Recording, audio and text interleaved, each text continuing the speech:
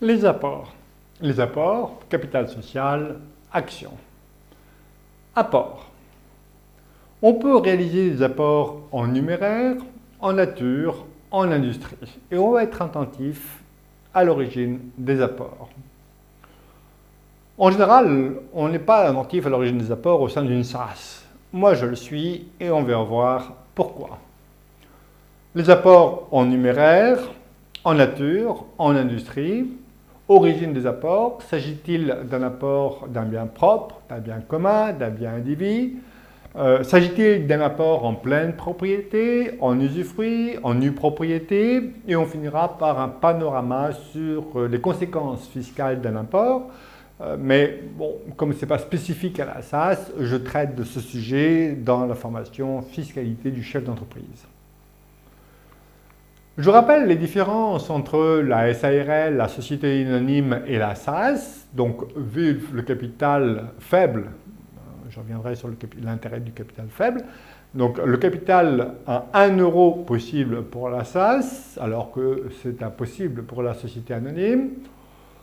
Comme pour la SARL, la SAS autorise un capital variable, mais à éviter. Pourquoi? Parce qu'avec un capital variable, on ne peut pas empêcher un associé de se retirer. On peut réaliser des apports en industrie dans une SAS, pas dans une société anonyme, mais on ne peut pas coter en bourse une SAS, contrairement à la société anonyme. L'apport. L'apport est la condition essentielle du contrat de société. Et un apport va opérer un transfert du patrimoine de l'associé à la société. C'est la société qui détient maintenant le patrimoine, c'est la société bénéficiaire de l'apport qui va pouvoir détenir le patrimoine. Et moi, apporteur, je vais être rémunéré en contrepartie de mon apport par des actions de la SAS. Et la rémunération, elle est forcément au prorata des apports. J'apporte 10 et une autre personne apporte 90, je recevrai 10% du capital. Et l'autre personne, 90% du capital, au prorata des apports. Apport en numéraire, en nature, en industrie. En pleine propriété ou en démembrement de propriété. Si j'ai affaire à un apport en nature, il faudra joindre le contrat d'apport au statut. Apport en numéraire, donc voilà un exemple de clause. Je précise l'origine de l'apport, j'y reviendrai. Je peux réaliser un apport en nature, le plus souvent des titres. Ce peut être un immeuble, un fonds de commerce.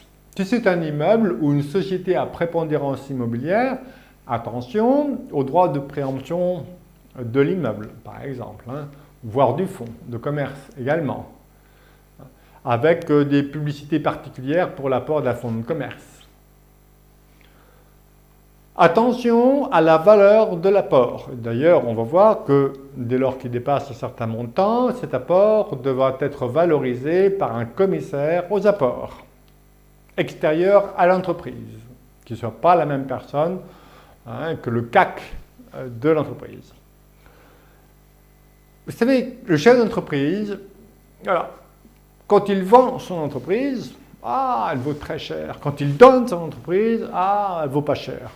Donc, une minoration délibérée de la valeur de l'entreprise donnée est requalifiable en libéralité. Et qui dit libéralité, dit droit de mutation à titre gratuit, plus éventuellement l'abus de droit, puisque vous l'avez fait dans un but principalement fiscal, cette minoration.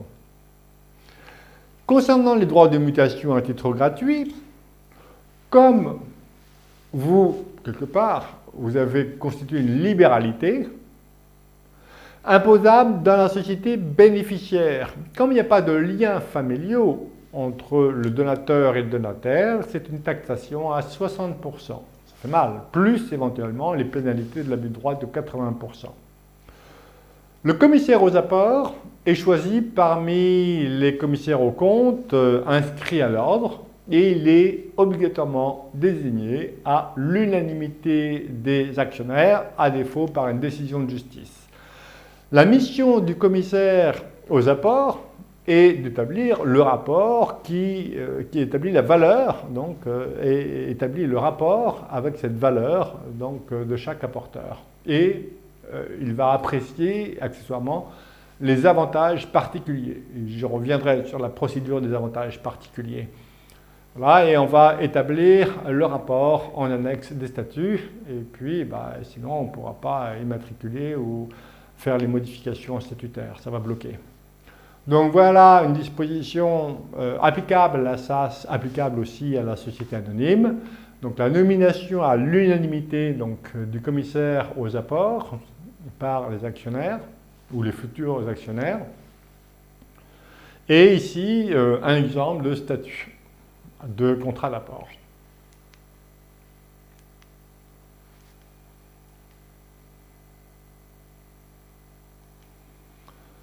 On peut apporter la pleine propriété, la nue propriété, l'usufruit, mais attention, pourquoi? Toujours vous posez la question du pourquoi. Alors si c'est pour la fiscalité, ça c'est mort.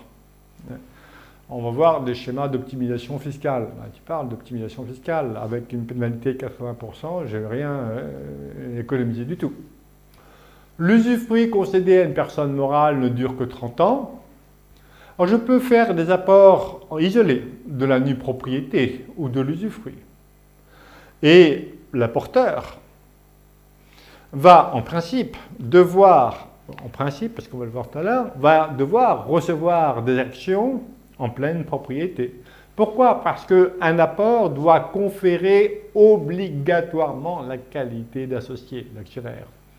Et on a vu qu'un l'apporteur est obligatoirement rémunéré à proportion de ses apports. Et l'apporteur a la qualité d'associé. Mais attention au risque d'abus de droit, notamment si le but est principalement fiscal. Voici un exemple d'apport de la nue propriété. Bonjour les dégâts. Donc voilà, je détiens des titres d'une société et je dis tiens, ou d'un immeuble, d'un actif, j'apporte la nue propriété de ce bien à la société. Donc la société va détenir la nue propriété du bien apporté. J'ai conservé à titre personnel l'usufruit du bien apporté. La société ne détient que de la nue propriété et tiens, je vais donner la pleine propriété des titres de la société, en l'occurrence la SAS, qui ne détient que la nue propriété à mes enfants. Et je vais ainsi réaliser une économie fiscale. Pourquoi? Alors, je vais vous le décrire. Pourquoi? Parce que ce schéma-là, on le voit assez souvent.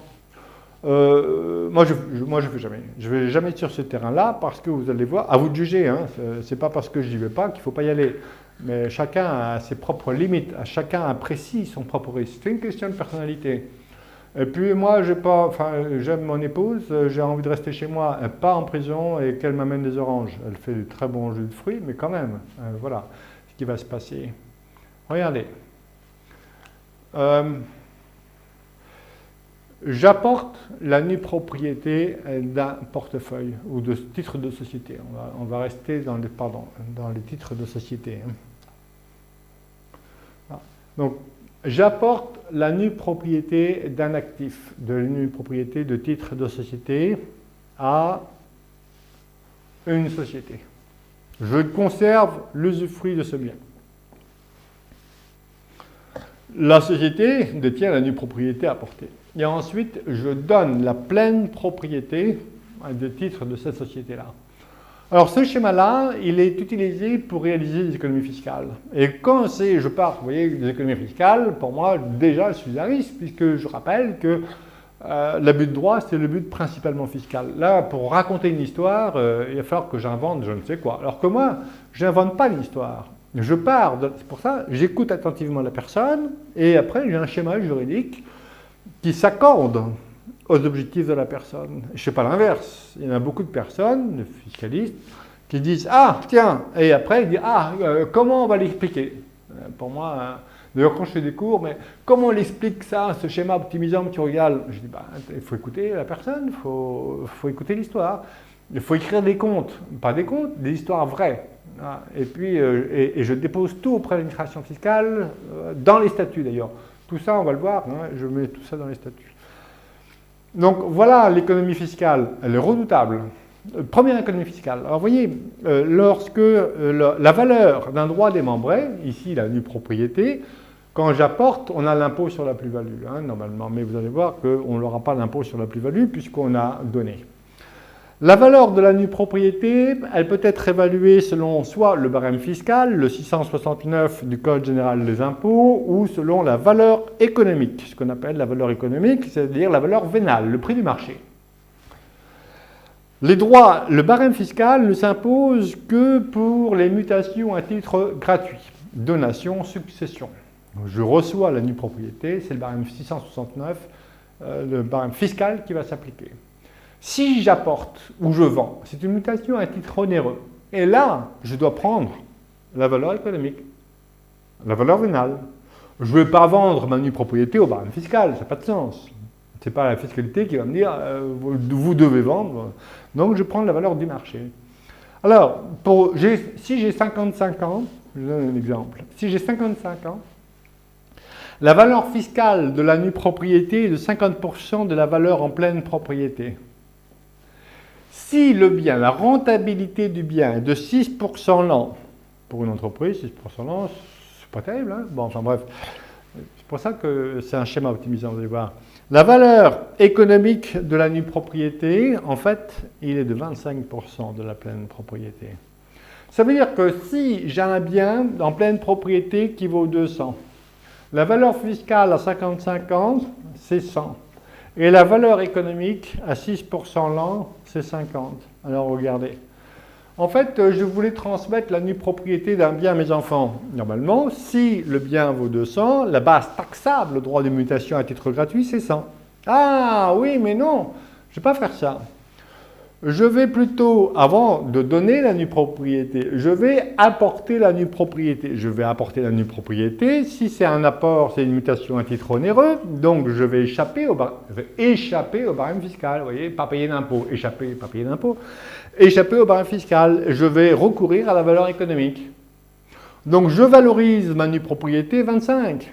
Donc, ma société qui ne détient que la nue propriété vaut 25. Puis comme c'est une société, je vais appliquer une décote pour liquidité, tiens, et paf, et je vais réduire encore la base taxable. Et ensuite, je donne la pleine propriété des titres de la société à mes enfants. Base taxable, 25. Pardon, 50. Ici, excusez-moi. Barème fiscal, 50. Donc, valeur économique, la moitié, 50. Donc, base taxable, ici, 50.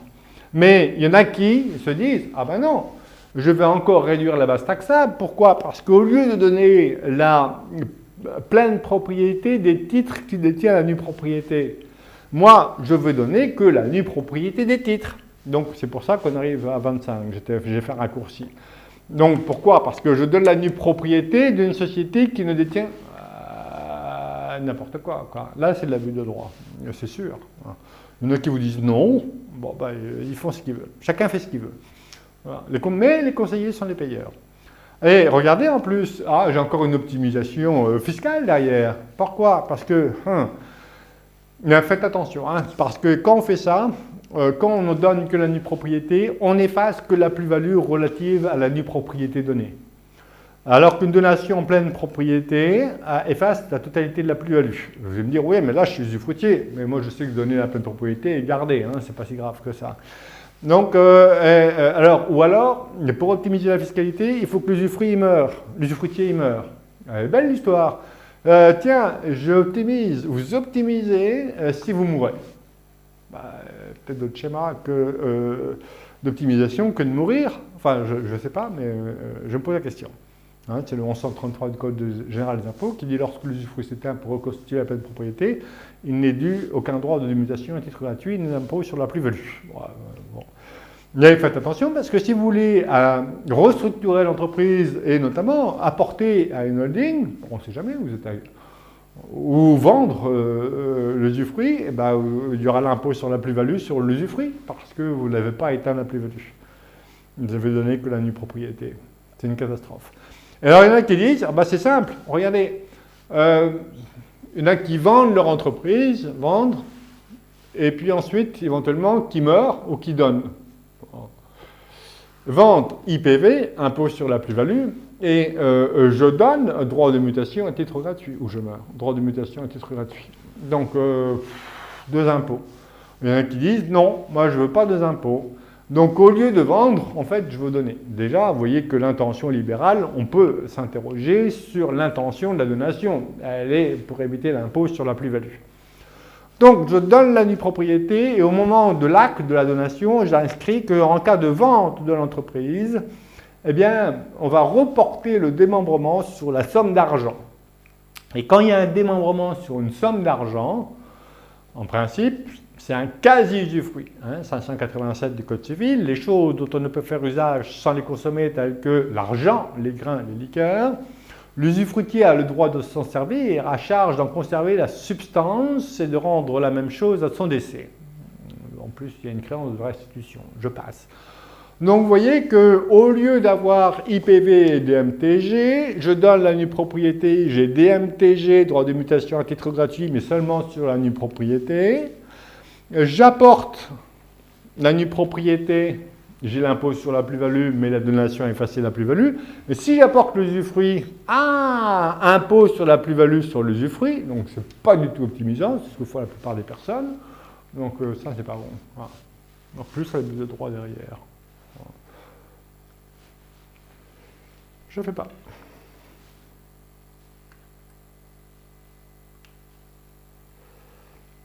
Voilà. Donc apport de la nue propriété. Donc, méfiance. Alors, j'ai beaucoup d'arrêts qui disent non, pas d'abus de droit. Mais j'en ai deux qui me disent abus de droit. Mais récemment encore, j'ai vu un article, allez-y, vous pouvez y aller, il n'y a pas d'abus de droit.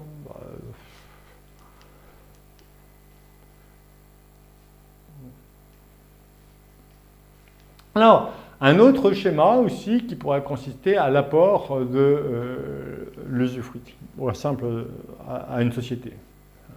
Le plus souvent, l'objectif, c'est pour réduire l'IFI.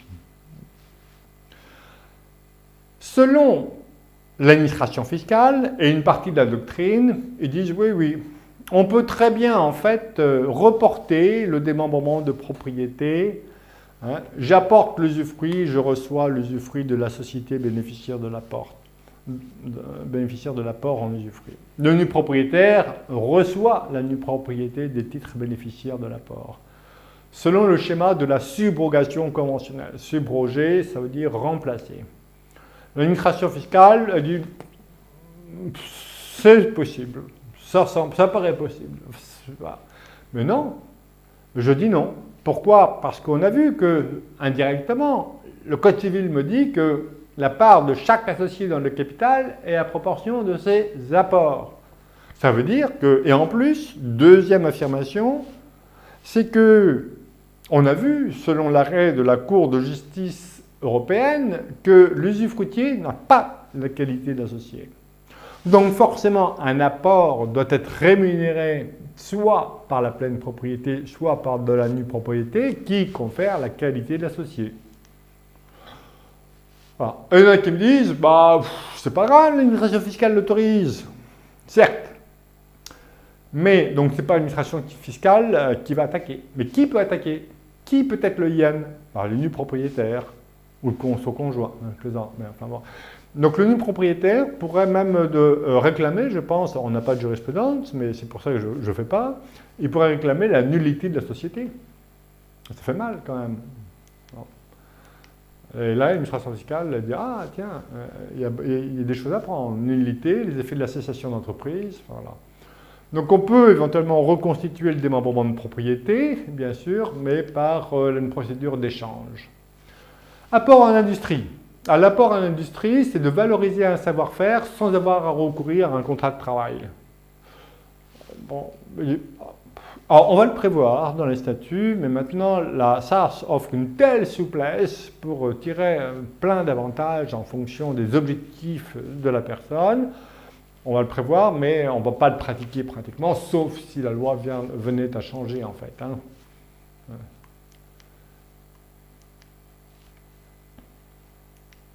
La part des bénéfices qui revient à l'actionnaire est égale à celle de l'actionnaire qui fait l'apport le plus faible dans l'espèce en nature, sauf clause contraire des statuts.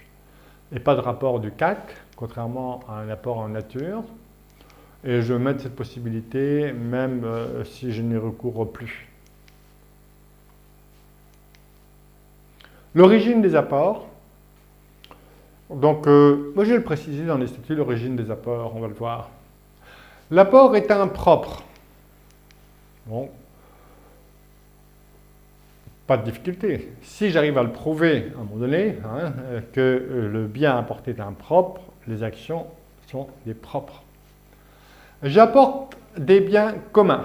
Quels sont les pouvoirs du conjoint? Et on va voir la différence fondamentale entre une société civile, où dès lors que je fais un apport de biens communs à la société, le conjoint commun en bien peut à tout moment revendiquer la qualité de l'associé. Certes, je lui fais renoncer au moment du premier apport, mais si je fais un nouvel apport, le conjoint peut toujours revendiquer la qualité de l'associé. Le conjoint doit-il être informé? Oui, en principe, dès lors que, c'est même pas un principe, c'est la règle, c'est que dès lors que je fais apport d'un bien commun, ou présumé commun, eh bien à ce moment-là, au moins, le conjoint doit être informé. Le conjoint doit-il donner son accord? Non, pas pour une SAS. Oui, pour une société civile. Le conjoint a-t-il la qualité d'associé pour un apport de biens communs? Non. Par contre, si c'est un apport de biens indivis, qu'en est-il? On va voir qu'il va falloir différencier selon le régime matrimonial de l'apporteur. Et d'ailleurs, le risque, pour moi, est bien plus grand lorsqu'on apporte un bien indivis ou présumé indivis à la société. Donc, il faut toujours se ménager la preuve que le bien apporté est propre. Sinon, il y a une présomption d'indivision. Donc, il faut écarter cette présomption-là. D'ailleurs, je vais l'écarter dans les statuts. Et sinon, avec le problème de l'indivision. Mais on va voir que je vais me protéger éventuellement contre les revendications de mon conjoint, concubin ou partenaire pacsé, si jamais en cas de mésentente. Donc l'autre doit-il donner son accord? Voilà, si les époux sont mariés sous un régime séparatiste, non, mais en pax et en union libre, eh bien le risque est bien plus important. Et il faut impérativement obtenir l'accord de l'autre, sauf à pouvoir démontrer, bien sûr, que le bien est propre sans ambiguïté. L'autre a-t-il la qualité d'associé? Oui, en principe, sauf clause contraire. Donc je vais inscrire dans les statuts que c'est l'apporteur, c'est un bien propre. On va voir comment on rédige la clause. Origine bien propre, seul l'apporteur a la qualité d'actionnaire. Donc on peut réaliser la clause d'emploi et de remploi dans les statuts pour être sûr que le bien apporté a le caractère de propre.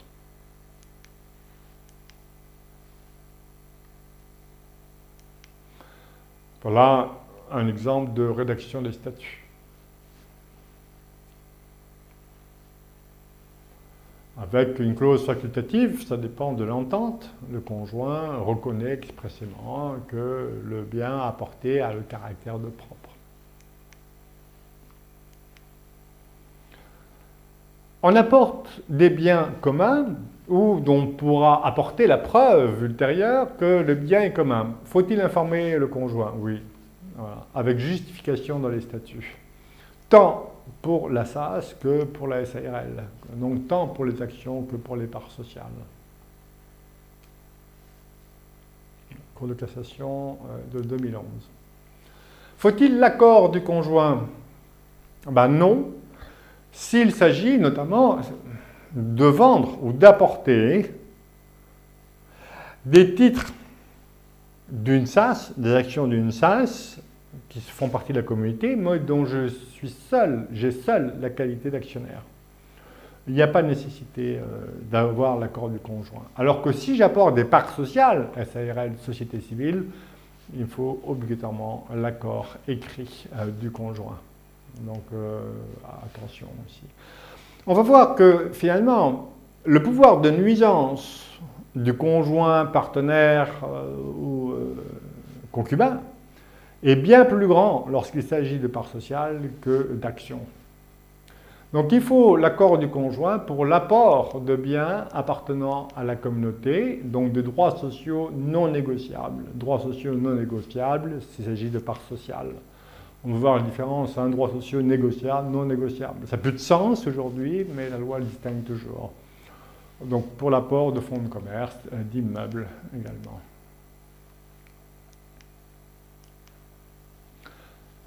Faut-il l'accord du conjoint? Principe, chaque époux peut seul disposer des biens de la communauté, mais voilà, il faut, exception, il faut l'accord du conjoint pour apporter, vendre, donner des droits sociaux non négociables, donc parts sociales.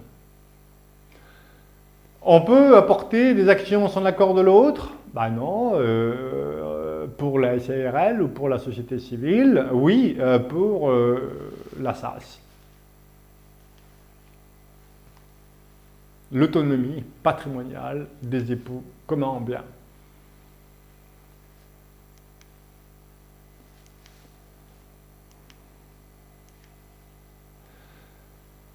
Exception, l'accord de l'autre pour voilà, aliéner des droits sociaux non négociables, donc parts sociales. 1424 du Code civil. Le conjoint a-t-il la qualité d'associé pour l'apport de biens communs?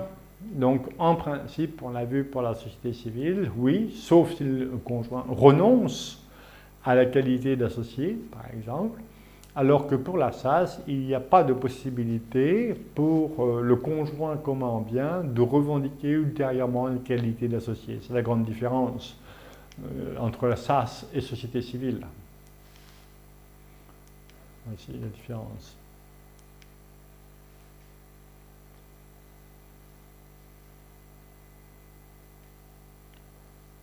« 232.2 ». Donc, en résumé, la négociabilité, les parts sociales sont dites non négociables. Oui, c'est en partie vrai. Les actions de société anonyme sont dites par principe négociables. Les actions de la SAS sont dites comme pour les actions négociables, mais dans la réalité, c'est inexact. Surtout avec mes statuts où j'ai introduit des clauses d'agrément, des clauses d'inaliénabilité, des clauses de rachat forcé. Vous voyez bien que les actions chez moi de la SAS ne sont plus négociables. Donc, mais bon, la loi différencie toujours part sociale et action. C'est la négociabilité qui participe à cette différenciation. En résumé, quels sont les pouvoirs du conjoint sur les biens communs? Faut-il donc avertir le conjoint? Oui, pour les parts sociales, non pour les actions. La qualité d'associé, est-ce que le conjoint commun en bien peut revendiquer la qualité d'associé? Non pour la SAS, oui pour les parts sociales. Il faut-il l'intervention du conjoint? Oui, pour donner des biens de la communauté. Même, vous voyez bien que si j'ai la qualité d'associé, c'est la jurisprudence constante, hein, ce n'est pas parce que j'ai la qualité d'associé que les titres m'appartiennent. Alors, la jurisprudence distingue le titre et la finance. Donc la finance, la valeur patrimoniale est en communauté. Donc que ce soit des parts sociales ou actions, il me faudra impérativement l'accord du conjoint pour donner les biens communs. Mais par contre, pour faire une opération à titre onéreux, vente, apport, échange, oui, il faudra l'intervention du conjoint s'il s'agit de parts sociales, non s'il s'agit d'actions, donc de SAS. Donc je vais ici rappeler les différences entre action et part sociale. Donc part sociale, accord du conjoint, qui a la possibilité de revendiquer la qualité d'associé. Part sociale et action, donation d'un bien commun, il faut l'intervention, il faut l'accord des deux parents donateurs. Et dispositions applicables aux actions, chaque époux est autonome dans l'acquisition, mais la vente aussi des actions, quand bien même la valeur patrimoniale est en communauté.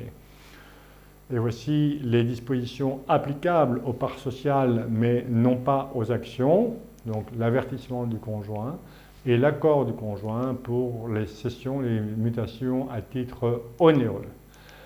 Qualité d'associé conjoint commun en bien, donc oui, pour la société civile et la SARL, part sociale, le conjoint peut à tout moment revendiquer la qualité d'associé, pas pour la SAS. Donc, disposition applicable aux parts sociales et actions, on a vu donation de biens communs, disposition applicable aux actions, pas aux parts sociales.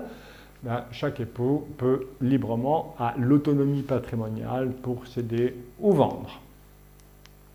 Voilà. Ah, pardon, j'ai sauté une page. Qu'est-ce que je disais?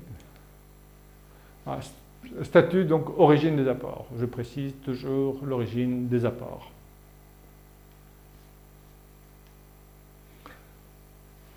Le danger est plus grand, à mon sens, pour les biens indivis. Parce que la loi n'a rien prévu. Elle a prévu pour les biens communs, donc c'est encadré. Donc je vais encadrer dans les statuts, pour éviter le pouvoir de nuisance éventuellement du conjoint, partenaire ou union libre, eh bien je vais préciser l'origine des apports et je m'assurerai que soit le bien pourra être indivis, mais je vais écrire qu'en fait que la qualité d'associé n'est attribuée qu'à l'apporteur présent. Quand bien même les parts sont en indivision, la valeur patrimoniale, seul celui qui a réalisé l'apport aura la qualité d'associé. Et je chante, j'exclus l'autre personne. L'autre doit-il donner son accord en régime séparatiste ou dès lors qu'il s'agit d'un bien indivis? Pax, union libre, régime de la séparation de biens. Donc non, on ne dit pas pourquoi, hein. Non si les époux se marient en régime de séparation de biens, oui pour les partenaires paxés ou ceux vivant en union libre. En principe, l'accord de l'autre est nécessaire.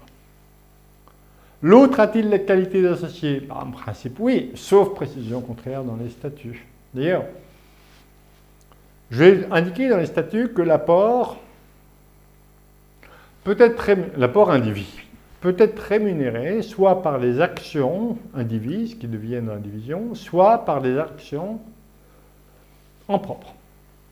D'ailleurs, ça peut être une bonne façon de sortir d'une indivision, puisque dans les statuts, il est précisé que soit un apport indivis est rémunéré soit par des actions appartenant au propre à chaque apporteur, soit par des actions indivises. Si c'est rémunéré par des actions indivises, c'est pas très grave. D'ailleurs, le choix de la rémunération est décidé. Après, il faut mettre la majorité de la décision, hein, parce que si c'est encore l'accord unanime, on ne l'aura pas. Donc, il faut toujours préciser les modalités toujours de décision, selon que l'apport est rémunéré par des actions indivises ou par des actions en propre. Or, ce n'est pas systématique que je propose de rémunérer les apports de biens indivis par des actions remises en pleine propriété. Pourquoi? Parce que c'est vrai que l'indivision peut poser apparemment des difficultés qui sont liées même au statut de l'indivision. Mais je rappelle que l'indivision de société est un droit spécial qui l'emporte sur les dispositions générales. Je rappelle que les règles de la gestion des biens indivis, bien, quelquefois, c'est la majorité des 2 tiers. La majorité des 2 tiers, quand on est 2, c'est vite calculé, c'est l'unanimité. Mais lorsque l'indivision porte non pas sur des biens, mais sur des actions ou des parts sociales de société, on a un droit spécial, et ça a été jugé à 2 reprises par la jurisprudence, qui rappelle simplement que en fait, les parts ou les actions indivises sont représentées par un mandataire unique, désigné parmi eux ou en dehors d'eux à la demande du plus diligent, patati patata. Mais c'est pour ça que je vais nommer le mandataire des actions indivises dans les statuts. Et qui est le mandataire? Ben, c'est moi. Voilà. Même si je n'ai pas la qualité d'indivisaire, ils sont représentés par un mandataire unique. La loi ne précise pas qu'il est désigné parmi les indivisaires. Or, Comme on ne peut pas empêcher un associé du droit de participer, ben, chaque indivisaire a le droit de venir éventuellement aux assemblées. Mais on a vu que chez moi, il n'y a jamais d'assemblée, sauf pour, et encore, parce que je peux consulter les associés, même s'ils ont le droit de vote, ben, je peux les consulter, et même pour l'approbation des comptes, je ne suis pas tenu de tenir une assemblée générale. Hein. Je peux soumettre les comptes à l'approbation sans avoir à tenir une assemblée. Voilà. C'est la collectivité des associés qui décide. Donc, vous voyez que c'est très très souple chez moi. Et donc, dans les statuts, pour écarter la possibilité pour l'autre de réclamer la qualité d'associé, je vais peut-être préciser que l'apport est rémunéré par des actions en propre, je laisse les deux, moi, hein, ou en propre ou en indivision, selon une décision prise à la majorité des droits de vote, ou autre, ou par le président, ou ce que vous voulez. Et je vais à nouveau préciser que la qualité d'actionnaire n'est reconnue qu'à celui qui fait l'apport. Donc si l'autre est absent, hein, on constate l'apport, monsieur Intel fait un apport, puis on met ça au registre des actionnaires, l'autre n'y figure pas, donc il n'a pas la qualité d'actionnaire. Terminé. Ouais. C'est peu de choses, mais c'est peu de choses pour se protéger quand même. Et on peut, mais il faut que ça s'entende bien, hein, éventuellement obtenir de l'autre, mais quelquefois c'est impossible, mais ce n'est pas nécessaire, obtenir de l'autre la renonciation, réclamer la qualité d'actionnaire, par exemple, pour le présent et également pour l'avenir. Donc voici un exemple de clause statutaire. Voilà, là j'ai mis que, sauf décision contraire, un apport est rémunéré par les droits sociaux. Rappelant que quand j'écris sauf décision contraire, un chapitre, dans un chapitre des statuts, j'ai précisé ce que voulait dire sauf décision contraire. Par qui? Comment? Dans quelles conditions s'exerce la décision contraire? La qualité d'associé est reconnue au seul apporteur. Là, et je mets l'origine. Exemple, ce n'est qu'un exemple. Et le panorama de la fiscalité, c'est qu'un panorama. Donc, lorsque je réalise un apport, forcément c'est une mutation à titre onéreux et non pas à titre gratuit. Et qui dit mutation à titre onéreux, en même titre qu'une vente, j'ai l'impôt sur la plus-value. Alors, si c'est un apport, je peux avoir certains régimes dérogatoires. Je peux avoir notamment le report d'imposition si j'apporte à une holding que je contrôle, 150 € BTR. Je peux avoir un sursis d'imposition de la plus-value si je ne contrôle pas la holding. Je peux avoir un sursis d'imposition si j'apporte une société d'épargne d'une société civile à prépondérance immobilière à l'IR, par exemple. Bon, peut être une bonne solution, ça, pour accessoirement mettre l'immeuble dans un Dutraillet, par exemple. Et donc, j'ai l'impôt sur la plus-value et j'ai les droits d'enregistrement à charge de l'acquéreur. Donc, là aussi, je distingue, s'agit-il, mais c'est d'un apport à titre onéreux ou d'un apport à titre pur et simple. Alors, c'est plus le même apport à titre onéreux sur l'impôt sur la plus-value. Ici, si je fais un apport à titre pur et simple, l'apporteur reçoit en contrepartie de son apport des titres de la société bénéficiaire de l'apport. Et là, il n'y a pas de droit d'enregistrement. Alors qu'un apport onéreux, c'est la prise en charge, par exemple, d'un passif de la part de la société bénéficiaire de l'apport. Je prends un exemple, j'apporte un immeuble avec l'emprunt attaché à cet immeuble-là.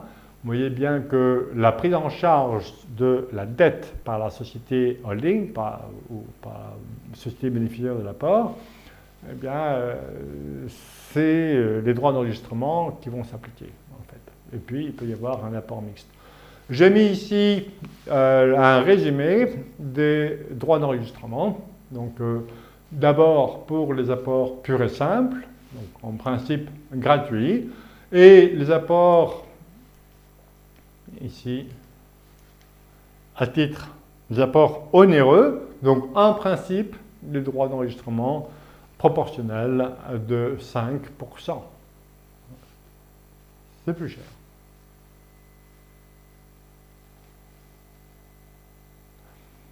Maintenant, voyons, donc on a vu les apports, donc le capital social.